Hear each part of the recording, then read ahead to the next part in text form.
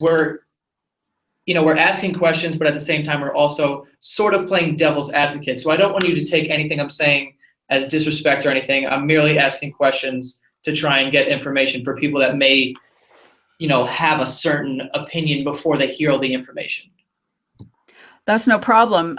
Lawrence has been in Flat Earth for 3 or 4 years, and I've been in for 2 years. And so believe us when we say we have certainly dealt with plenty of debunkers and what we call globers and we're not coming from a place like that at all, but I think it's just probably some of the basic questions that someone who's never really given thought to either side of the argument would propose. So cool. And then I think the one thing for us, we usually keep the call around, I'd say like 30 minutes. Right. So definitely want to make sure you guys obviously have the platform to say everything you want to say, and we'll just really let this turn into more of a natural conversation. But we just always try to be as concise as possible, and kind of move on to the different subjects within that 30-minute range. Okay. All right, so we're about to start recording again, and we'll introduce you guys, Lori and Lawrence, right? Yep. And you want to use your names? You don't have to. No, we're fine with it. No problem with names. Cool. Okay. And what are your titles? Are you how do you want to be introduced? Lori and Lawrence. Lori and Lawrence, and we have a channel on YouTube called Flat Earth Conspiracy, and we host hangouts on it weekly or bi-weekly, or when we have something breaking that we want to talk about. And so we're kind of known collectively as Flat Earth Conspiracy. Hello? Hello? Oh, okay. Sorry, thought it cut out for a second. All right, cool. So we're going to start recording, and we'll introduce you guys. Okay. Okay. Thanks. All right, so right now we have Lori and Lawrence. They have a YouTube channel called Flat Earth Society. No, Flat Earth Conspiracy. I am so sorry. Flat Earth. Should we run that? Yeah, we'll run that back one more time. I'm sorry. Okay. We could also do it at the end and just have them plug it if you want. Oh, well, yeah, sure. It's actually funny because we're about as anti-Flat Earth Society as you can get. That's interesting. Okay, I'm sorry. I apologize. 1 second. No problem.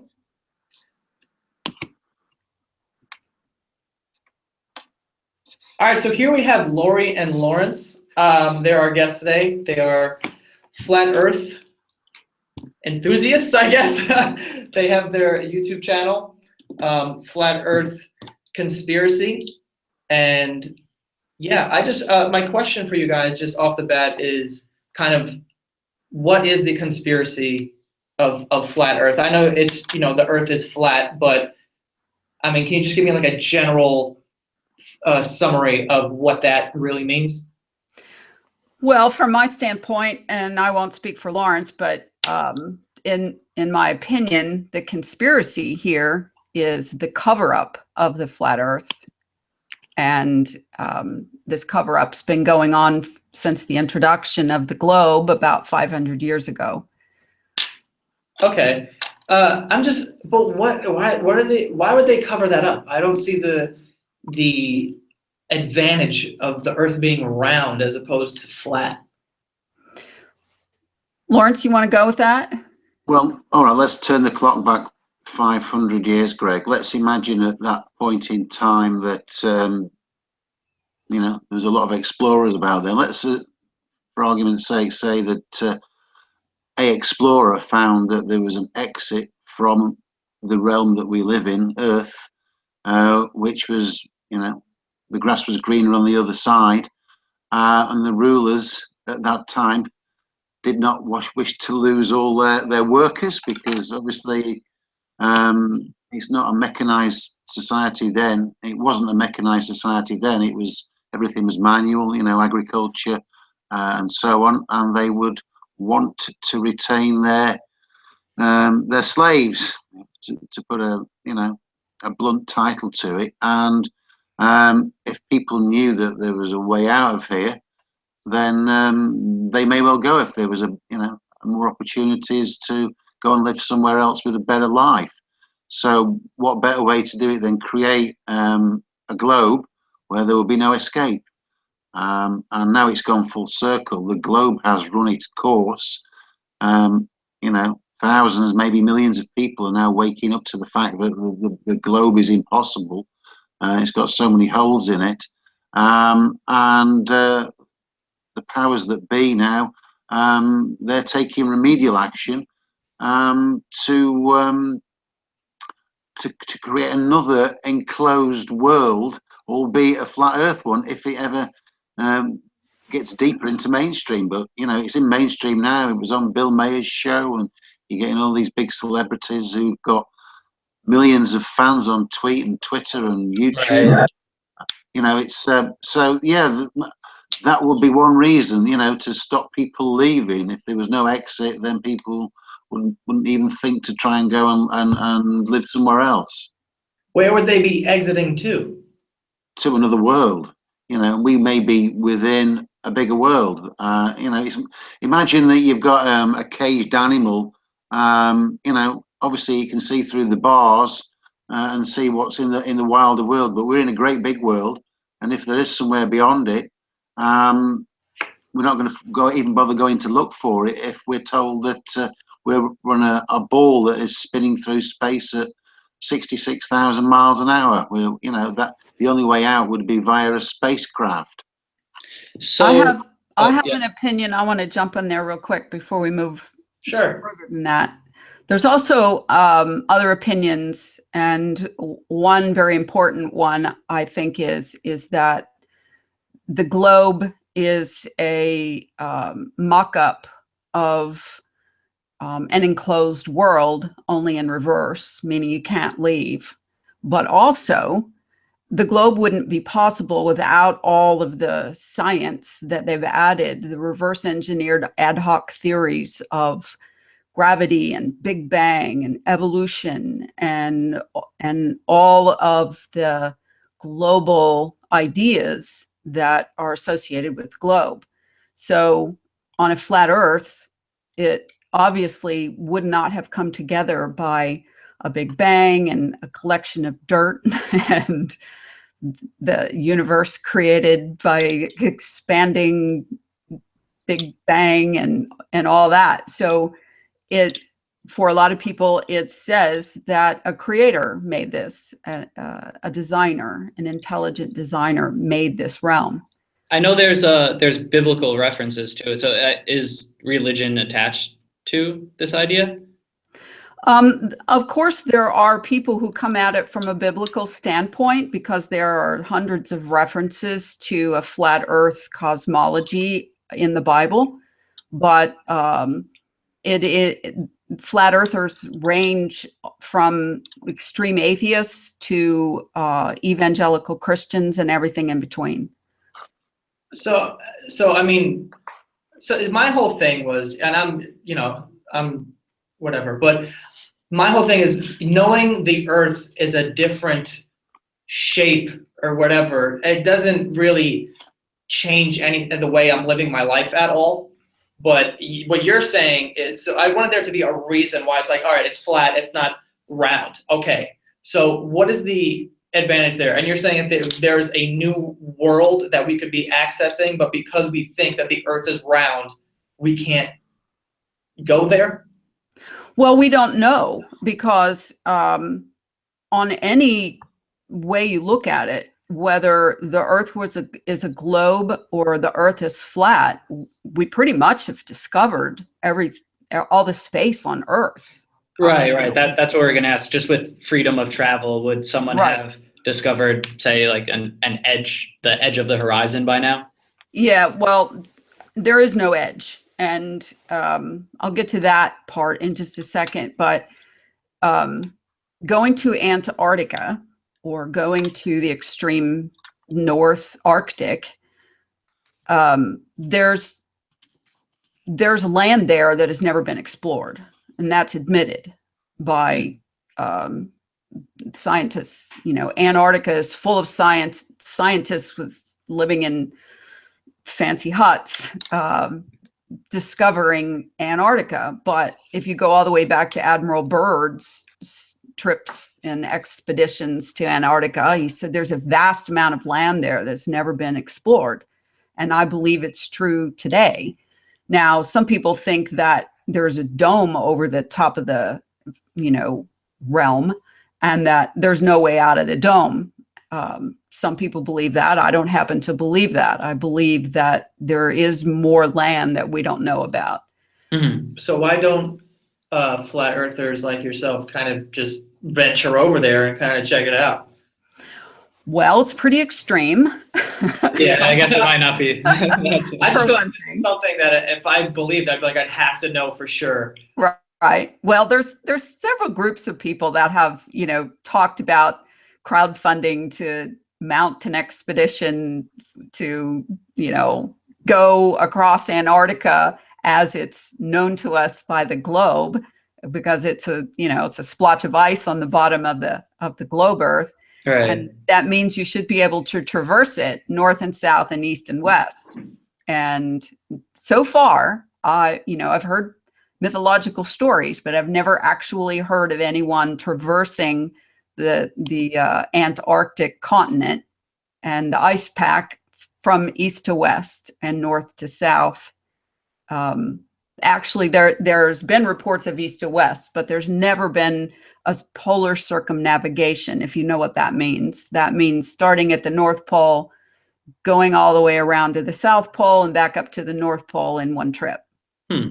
So where does the solar system come into play? Like if you're saying that there's no edge, and I think Lawrence, you said that's the Earth. The whole of outer space, Greg, is a hoax. That was the purpose of NASA, to make us believe that there were planets and galaxies and and space travel. Everything is fake. So NASA makes so many deliberate mistakes, but the people are so dumb. They even when it's right in their face. So, for example, the recent trip to Pluto, where they took a photograph on the image of Pluto, there is an exact cutout of Pluto, the Mickey Mouse character. And funnily enough, Pluto, the Mickey Mouse character, came out the same year as the name for Pluto, the planet, came out. It is so obviously a big joke. And then you've got the word sex written in the clouds of NASA's photographs. NASA don't go into space. They may send some rockets up, but they just fly them over the ocean and go and recover them later. Man has never been into space because there is no outer space. It's all made up. How do you explain the moon? We can see that one. You can see a circular light in the sky, but because you can't go to it, you don't. Nobody knows what the moon is. It could easily be just some kind of projection that moves across the sky every day. Just because it looks round doesn't make it spherical. I mean, you've got this ridiculous situation where you've supposedly got a dark side of the moon, and the moon rotates, but you never get to see it. And they've got a very hypothecated mathematical explanation why we never see the dark side of the moon, but that's ridiculous. If we were spinning and the Earth and the moon was spinning, then at some point somewhere on the Earth you would see the dark side of the moon, but you don't. They make all the science up to fit their hypothesis, and obviously they've got lots of holes in the grand plan, so they have to make up this ridiculous science to explain it. Same as with gravity. Who needs gravity? You've just got density. You've got something that's heavier than air and something that's lighter than air, and that's what it is. Things fall down because they're heavy. Light things will float. You've got the ridiculous situation of, gravity being able to hold trillions of tons of water to the underside of a sphere, and yet a butterfly can just flutter away and escape it. Give me one example of water conforming to the outside surface of a solid object. You can't, because it's a joke. Greg, there's two different planes here we're talking about, and I'm talking about planar planes. one is the terrestrial plane and the other is the celestial plane. Okay. What's on the ground is the terrestrial plane. We can observe it. We, live on it. We can tell height and weight and distance and color and all of that. But the celestial plane, which means the sun, moon, and stars, we cannot and have not yet reached any of them. And so that everything in the sky moves across the sky from east to west day after day. And the sun moves at one speed, the moon moves at another speed, the stars move at a constant speed. If you're standing at the equator and you look to the North Star, you take time-lapse photography, you see circular star trails circling Polaris. Well, they're not really circling Polaris, so that has to be a refraction of light. And the same thing happens if you're standing at the equator and you look to the south. There's a star similar to Polaris called Sigma Octantis, where you have the same star trails going around. And but at the equator, the stars are going in a straight line. So they use those observations to make us think it works on a globe. And what's interesting is it works on a globe and it works on a flat Earth too. So wait, I'm sorry, I'm trying to just understand, like, completely, going back to the moon thing. The moon, you guys believe that it's a projection from, like, the government's projecting it in the sky? No. Well, I guess who is they? I think a question a lot of people would have right now. They. Power. Isn't they always the big question? Who are Always. they? Yeah, yeah. Because like when you say the moon, like space doesn't exist or whatever, and then the moon is like a projection. It sounds like, in Batman where they have the symbol that they shoot up in the sky. It sounds like that. So I'm just trying to understand. I don't want to get anything wrong. Okay. Well, there is nothing wrong or right yet. Flat Earth research is a new enough phenomenon that all we all have to go on is the data that we're given by governmental agencies, quasi-governmental agencies, military, NASA, NOAA, and timeanddate.com and SunCalc, and all of the data that we can gather. Things like longitude and latitude, and where the hell are things, and are the coordinates that they give us about where something is, are they correct? And so it's like relearning everything from kindergarten all the way forward again, and having to do that while at the same time getting rid of all of that you've learned that is wrong, that is mythology and conspiracy and propaganda and indoctrination. So do we know what the moon is? No. All we know is that the moon has a cycle and it moves across the sky from east to west. Sometimes you see it in the day, sometimes you see it at night. Sometimes when it's in a phase, you can't, you see the shadowed part, but the shadowed part does not reflect what it should if the sun were lighting it. So, there's just all kinds of anomalies, and it's pretty hard to start all over and try to observe and create your own science. Science is a method. You have to follow the scientific method. And that means observable, repeatable, and testable. Right. Is this so? Greg, imagine that. Imagine that. If you look at evolution, the whole thing is a complete joke. So the Earth was created by somebody, something, at some point, and anybody who has the power to do that, to us, it's pointless trying to use our conventional science to explain something that is so far beyond our intelligence, to try and explain it, because they've probably got super science that is certainly beyond our comprehension. So the whole thing that you see in the sky, it could be some kind of simulation. We don't know. But what we do know is that we're not living on a spinning ball. I mean, have you ever looked at a globe? Imagine, for example, that when you were born as a child, you were told the truth and the earth was flat, and then suddenly they come along and say, look, Greg, you live on a sphere. Imagine you lived in Australia. You'd say, well, why don't we why fall don't I off? fall off this globe? And they'll say, well, we've got this thing called gravity, which will hold you down. And then you'll say, but I'm upside down. But in my reality, I'm upright. Oh, yes, they'll say. Wherever you are on Earth, everywhere is up.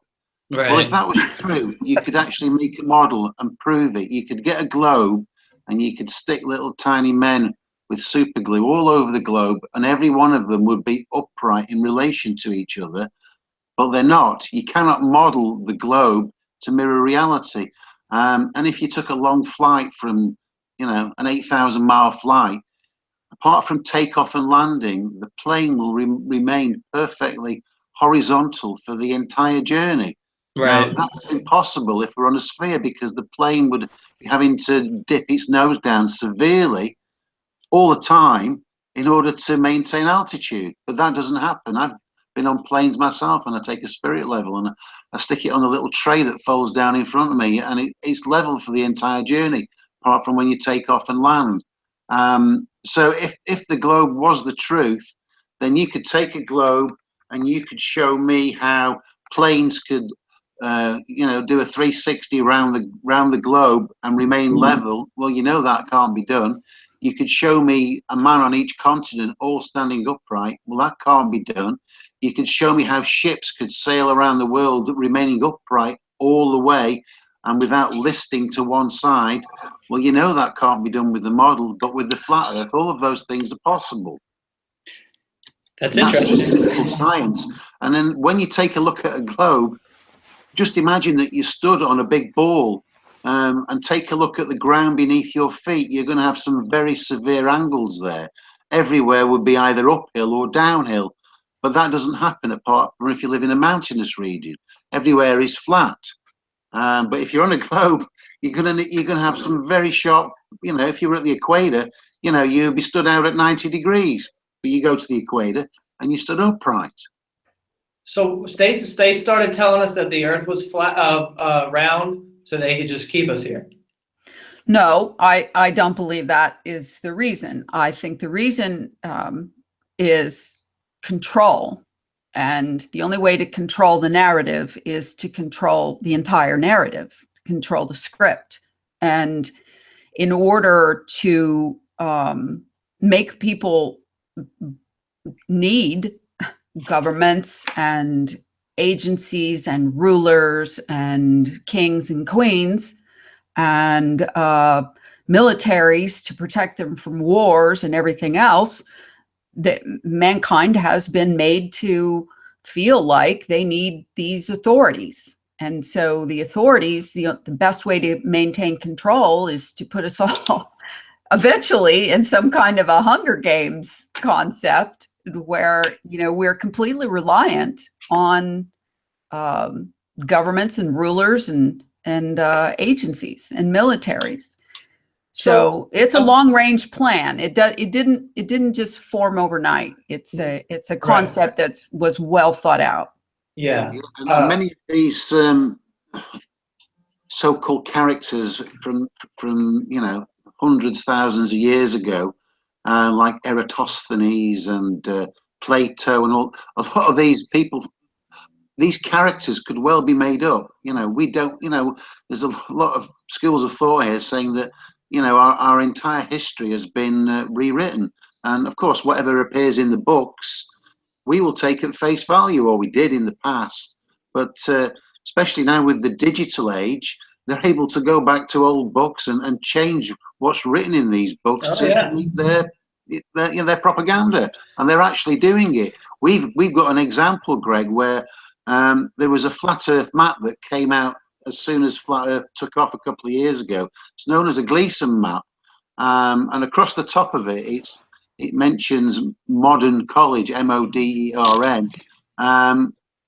but it should say Morden College. There is no modern college in Blackheath, England. It's Morden. Morden College is a retirement home for merchants who'd fallen on hard times. And what they did, when we pointed this out, they brought out a book that had got Modern College on the front. And Laurie actually went and bought the book on Amazon. And apart from the front cover, it's got Morden College throughout of it. There's a team of people out there covering the tracks of Flat Earth now, because they have an agenda to make sure that the Flat Earth model that goes out is another enclosed world.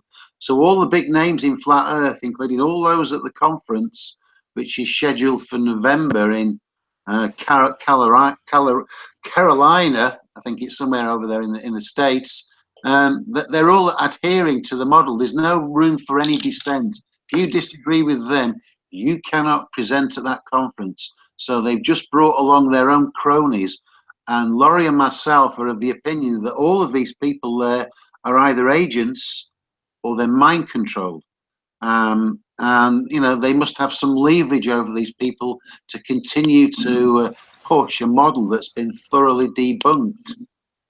All right, so I have a question here, just hypothetical situation. I mean, for the most part, I think, you know, people in Japan, if they get in a plane and they go east, they'll eventually hit the United States. So if the Earth is flat, how is that happening? They can go east or west on a flat Earth. Everything, it's very important to understand that the globe mimics the flat Earth, not the other way around. And so whatever happens in real life is explained both ways. It's explained on a globe and it's explained on a flat Earth, meaning if I get on a plane from San Francisco and fly to China, I'm going to go which direction? East. No, I'm going to go west. I'm sorry. I'm backwards. Okay. Now I can go east if I just want to go on a long plane flight sightseeing tour, but you know, that would not be very economical. So I'm going to go west and I'm going to get to China.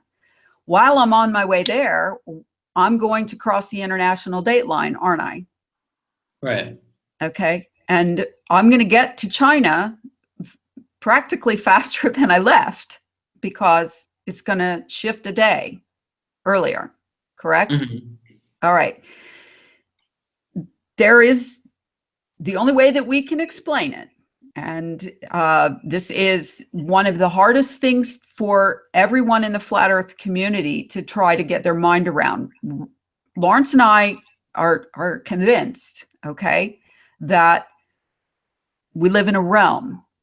And a realm means that there are supernatural properties to a realm.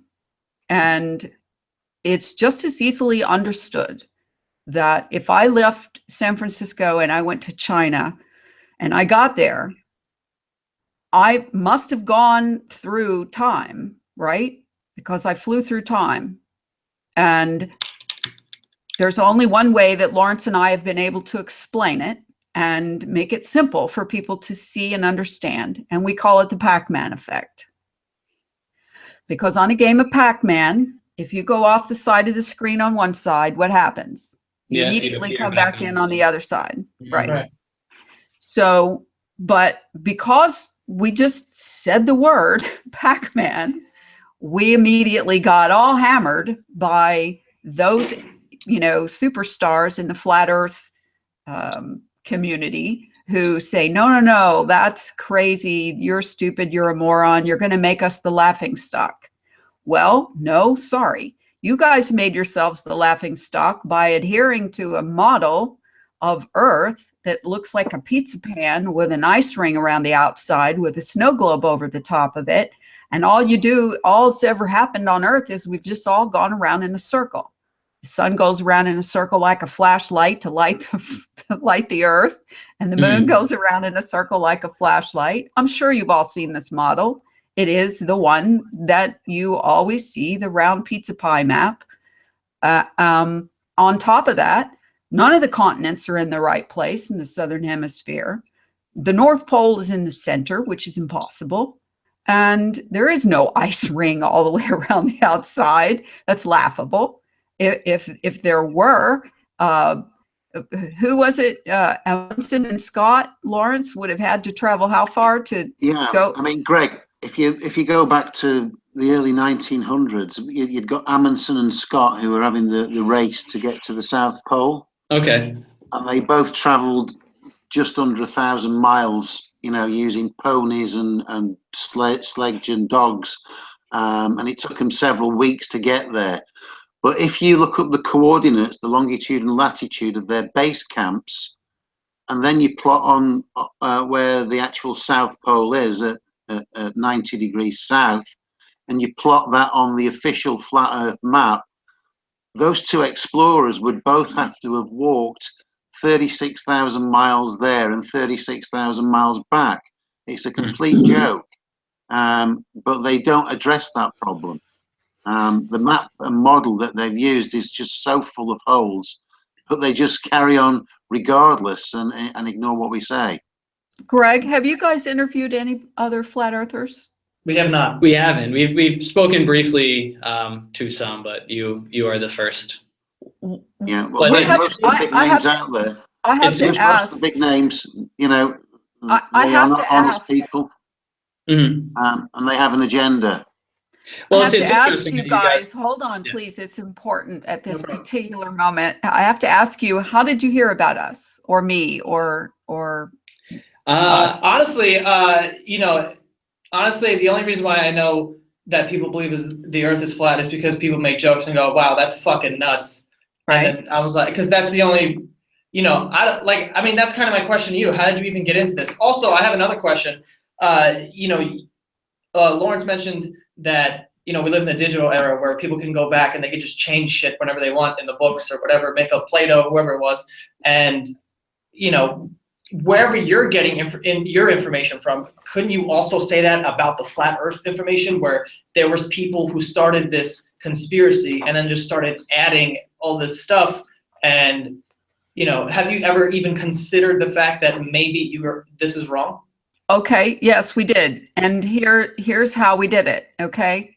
Lawrence was a flat Earth researcher before I was, well before I was. When I came in, it was at what they call the first wave of flat earthers, which was approximately January or February of 2015. And that was when, people like Mark Sargent put out his Flat Earth Clues, and people like Eric Dubay, who wrote a book, Flat Earth Conspiracy, and Math Powerland. I could go on and on with some of the big names, came out and started making, tons of videos and creating practically a hysteria about flat Earth. And we went along to get along because that was what, everybody, for example, this map and model that we're talking about, everybody was using that in their videos and on their blogs. And suddenly we decided to question ourselves. It's pretty hard to just believe in something, because then you're just a cult member and you believe in the dogma of the cult. So Lawrence and I systematically approached it from, well, how do we test this map and model that originally was put out by the Flat Earth Society and a man named Samuel Burley Robotham. And that is the dogma that everybody goes by and repeats and repeats and brainwashes everyone with. And so Lawrence and I started taking apart everything. Robotham, the sun and moon going around in a circle, this flat Earth map with this ice ring around the outside, every bit of it. And as we did that, we learned ourselves how to do a lot of things that we hadn't done since we were in grade school or high school, how to apply science to figuring out what is wrong with what everybody believes and what is right about it. And the basics always are the flat Earth horizon doesn't show any curvature. Well, your eyes make the horizon, not the curvature of the earth. And because it's all as far as you can see, average person can only see 3.5 miles. The horizon line rises to your eye level no matter how high you get. Even if you're in an airplane, the horizon line is still at your eye level. Wouldn't it be dropped down below you if you were on a curved earth? The same thing with, mathematically measuring spherical curvature. If the earth is 25,000 miles around in circumference, there is a mathematical formula whereby you could measure the curvature of it in inches per mile. But on top of that, there's so many other little observations and proofs that in order to actually realistically research flat Earth or globe Earth, you have to do your own observations. You cannot rely on anything you find on the internet as being gospel, period. Yeah, and I think it's important to note, to be fair to you guys too, really what you're saying is you're not even necessarily adhering to the mainstream idea of flat Earth. It seems like you guys No, we're absolutely opposed to the mainstream idea of flat Earth. Right. Yeah, but we're still flat earthers. Right. If you take the official dimensions of the globe, and just do some basic math, you'll find that the average fall in elevation or rise in elevation, if you're going the other way, is approximately 2/3 of a mile per mile traveled. Yeah, so you'd either be going uphill 2/3 of a mile for every mile, or downhill 2/3 of a mile. That doesn't happen. So if you was traveling from one of the northern states in the United States to one of the southern states, you could actually get in your car, take the handbrake off, and you wouldn't need to use any gas because it would be downhill all the way. But you don't do that, do you? Right. Because there's, it's mostly flat. There's a few hilly bits here and there, but it's predominantly flat because the Earth is flat. So, actually, I had a question. So, correct me if I'm wrong again at any point.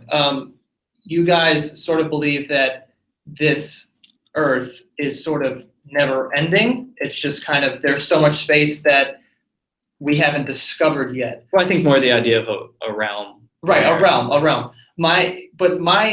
I'm just like, why wouldn't, anyone who believes this just go? Because a lot of people will poke fun at flat earthers and say, like, you guys are nuts, whatever, just write them off, not even look into it. Like, you guys are crazy. It's flat, it's round, whatever. Why wouldn't anyone just go to a new area that we've never been to just to show, like, look, I'm here. Like, take a selfie in a new place in the earth and be like, this is a new thing. And everyone would shut up. Like, why wouldn't anyone do that? I can answer that. I can answer that very quickly. Okay. There is no end of the earth, east and west. Okay. You can go east and east and east until you run out of east and you're back where you started. That's one of the reasons why they were able to sell us a globe. But you cannot go north and south past a certain point. What happens at that point? Well, I don't know. And here's why. Because after a certain amount of time going south, you're going to freeze to death, you and everybody with you. Okay. Because we do not have the technology. Besides that, there is a treaty in Antarctica called the Antarctica Treaty, and it was just renewed after 50 years that there are rules about going to Antarctica. You can't just go to Antarctica and take off on a trip by yourself without, because all of the areas of Antarctica are cut up and controlled by the different countries that are in the treaty. And so one of the first things you have to do is you have to go and look up the Antarctica Treaty and see what it's all about and read it. And then you will understand that, you can't just go off by yourself. You have to have guides, and you have to have, an amazing amount of equipment. I mean, people have tried. The expeditions that went, Admiral Byrd reported, he went, I don't even remember how many hundreds of miles, and he didn't run out. Okay.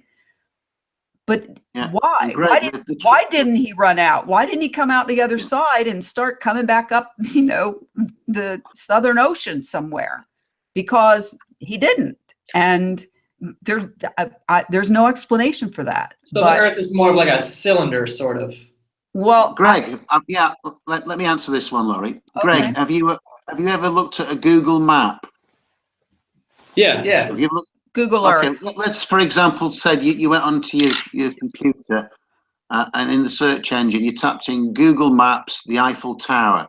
So you bring up the Eiffel Tower. Now, when you get to that, you can zoom in and zoom out.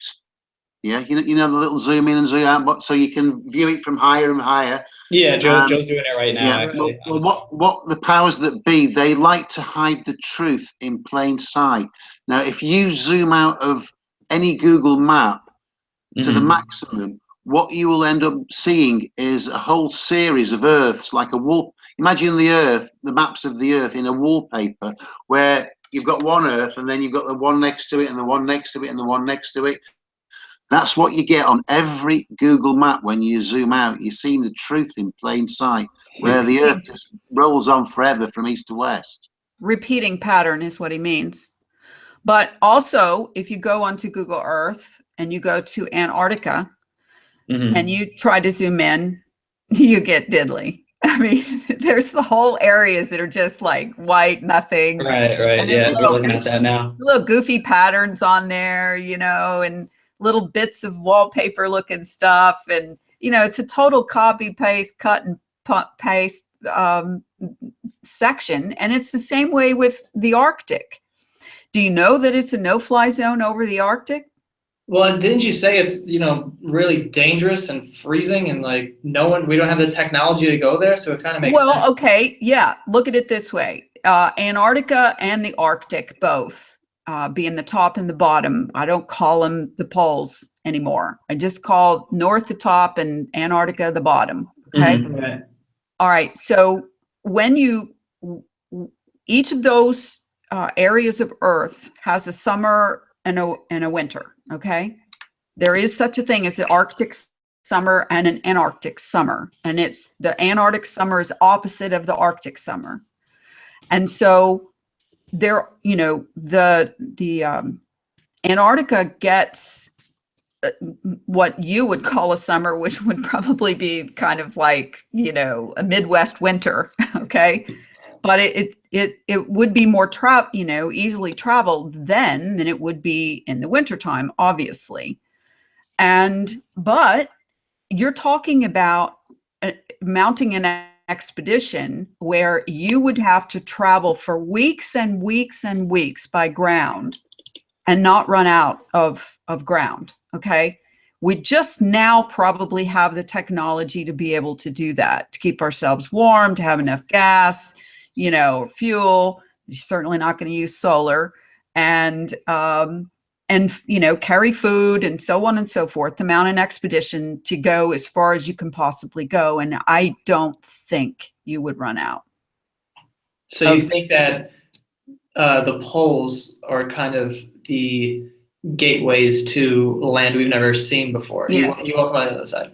Yes, yes. Possible, yes. Kind of sucks that it's freezing over there, though. Yeah, well, what if it's freezing, and then suddenly it gets warmer again, right? Yeah.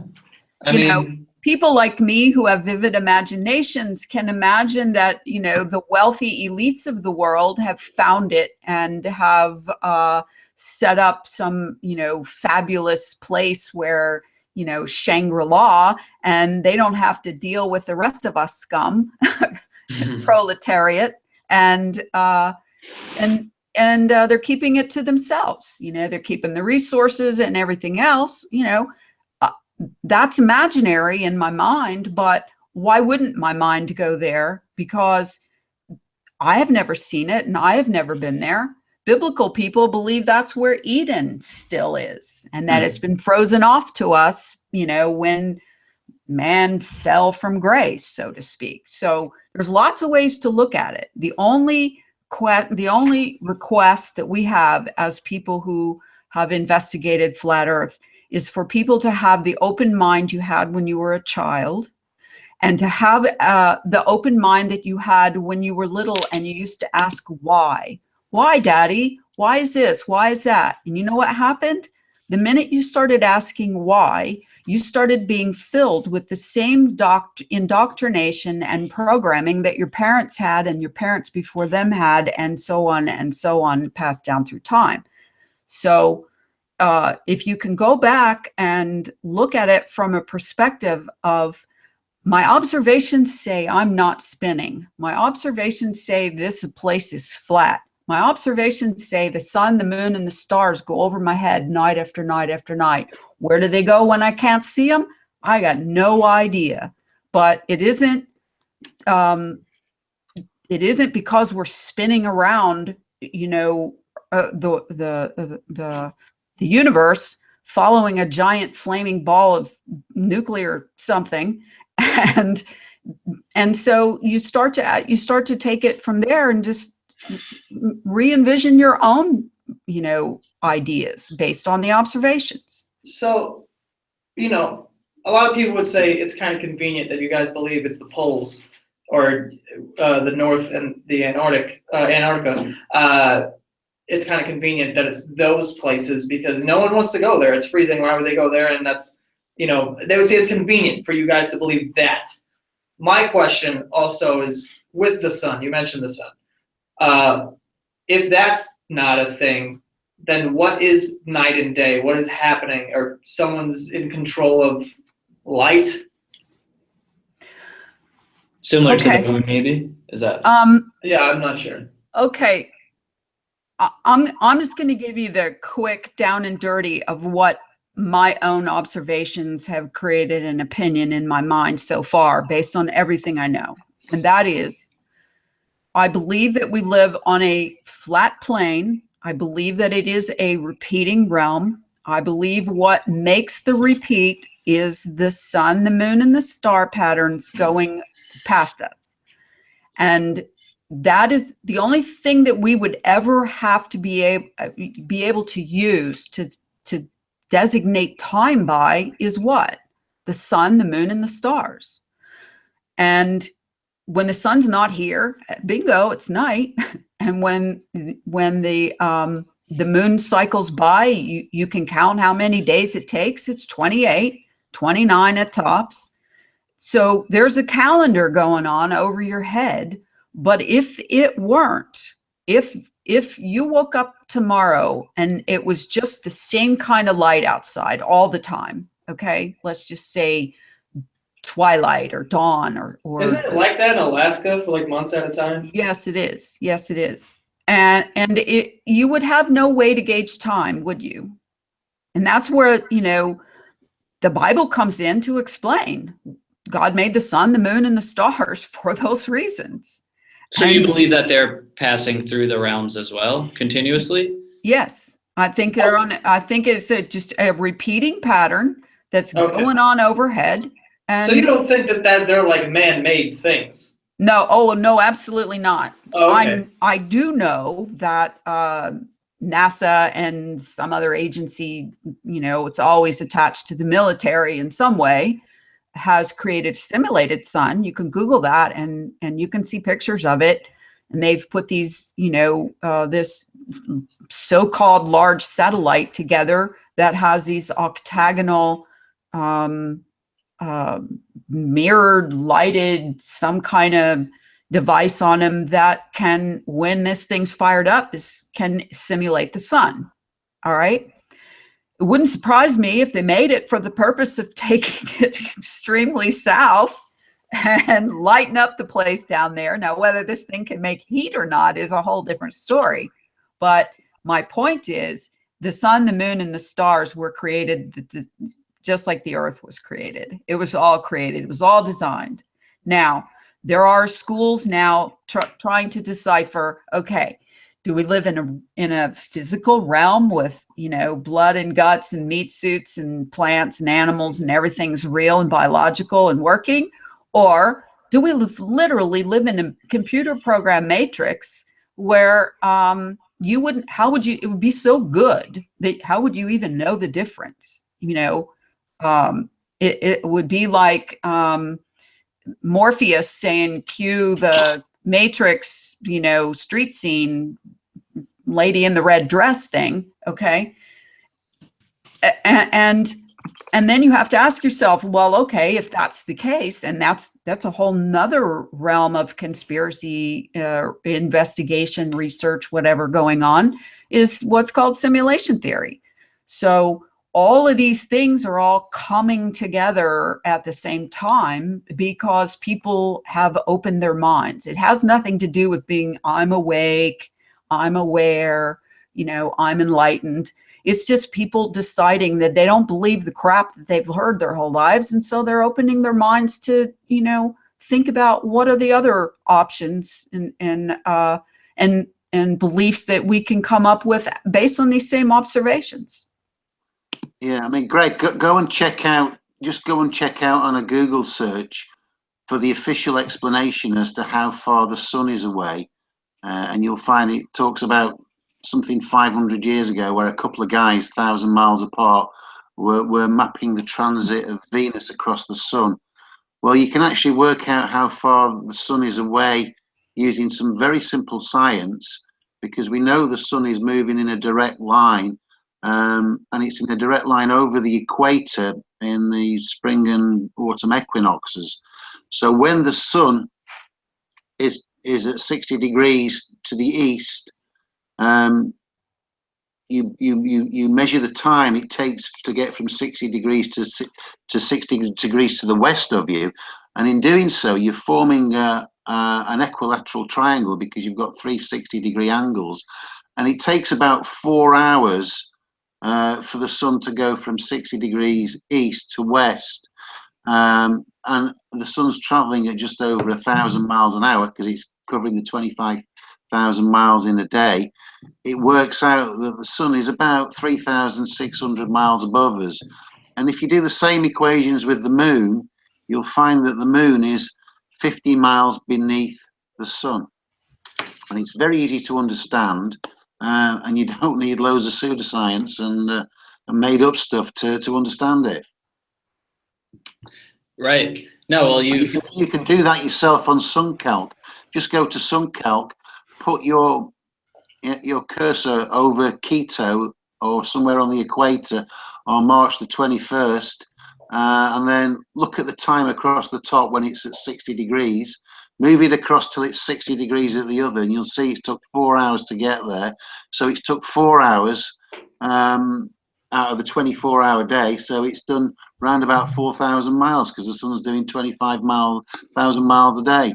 And you just do the simple math. You look up the formula for working out the height of an equilateral triangle, and it works out at 3,600 miles. And the sun itself is about 30 to 40 miles in diameter. It's a little tiny thing. Huh. Well, you guys have definitely given us a lot to research. And think about it, something that was only 30 or 40 miles across, it would be nigh on impossible for something that small to light up a place as big as the Earth. So I'm of the opinion that the sun is just a secondary light source. There is another light source coming from somewhere else that lights the planet up, and something else out there that warms it, because, you know, we've got all these if you go to the Canary Islands, you can go on a guided tour, and they'll tip water down a borehole, and a few seconds later you'll get all this steam coming out, and that's been, you know, they could have done that for thousands of years. So where's all that heat coming from? Now, official science will tell you that the Earth's got a molten core, yet man's not been able to go down more than, you know, about 10 miles, you know.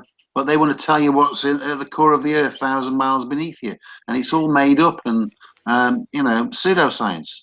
So, Greg, the bottom line is, as you can see, question everything is the life of the flat Earth researcher. Yeah, I think that's fair. I think we both agree with that. Yeah. Cool. So, unfortunately, we have to wrap up. Okay. This was an awesome conversation. Very informational. Very informational. I think we have a lot of research we want to do. Joe has a look in his eyes like he's ready for an expedition down to Antarctica. I'm going to Antarctica. I think he thinks he You know can what? make it. Joe, there's plenty of people who would be more than willing to fund it and to go with you. Yeah. But no, thank you. And if you want to just let the listeners know where they can reach you, watch your videos, your podcasts, anything that you have. Okay. Our YouTube channel is Flat Earth Conspiracy.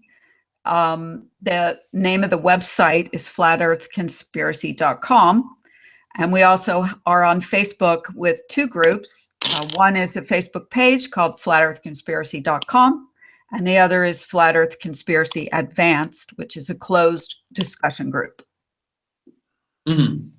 All right. Well, thank you guys for coming on the show. Yeah, thanks, Greg.